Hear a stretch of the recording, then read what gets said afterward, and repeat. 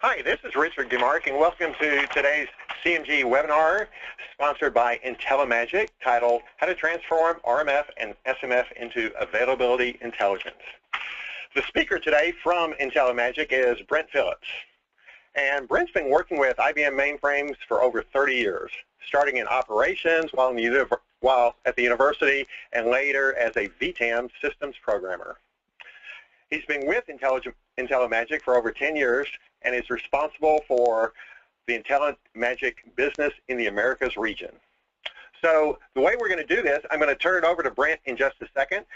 But if you have any questions, use the little chat window that you see on the GoToWebinar, and we'll get to the questions as soon as possible.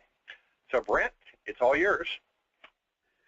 Okay, thank you very much, Richard. Appreciate everybody joining us today. Let me see if I can, there we go, advancing the slides.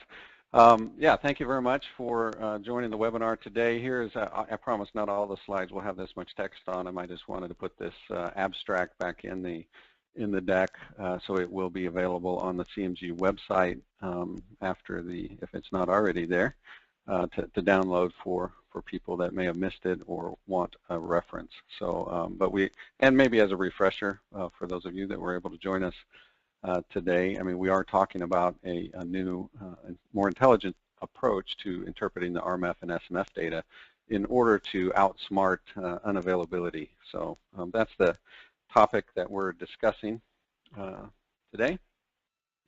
So it has to do with, of course, availability on the ZOS.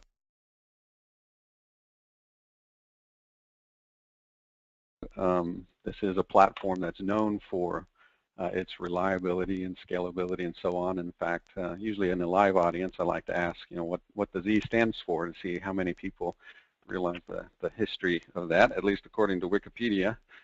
In this case, everybody's muted, so you probably said the right answer. But anyway, here it is, zero downtime. I mean, this is something we're proud of when we work on the mainframe platform and the stability and so on and so forth. But the question is, you in the real world maintaining the mainframe environment, the performance and configuration of it, what is your experience? Does that mean that you never have any incidents that lead to unavailability?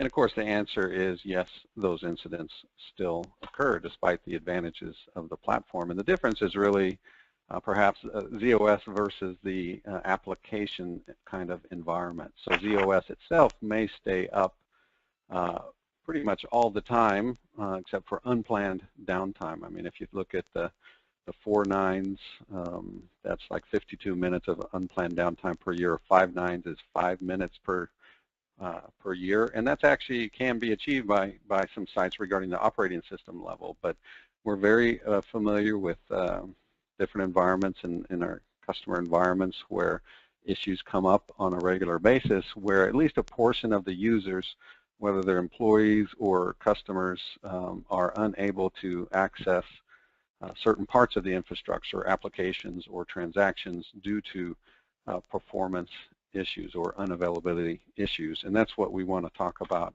in a little more details today.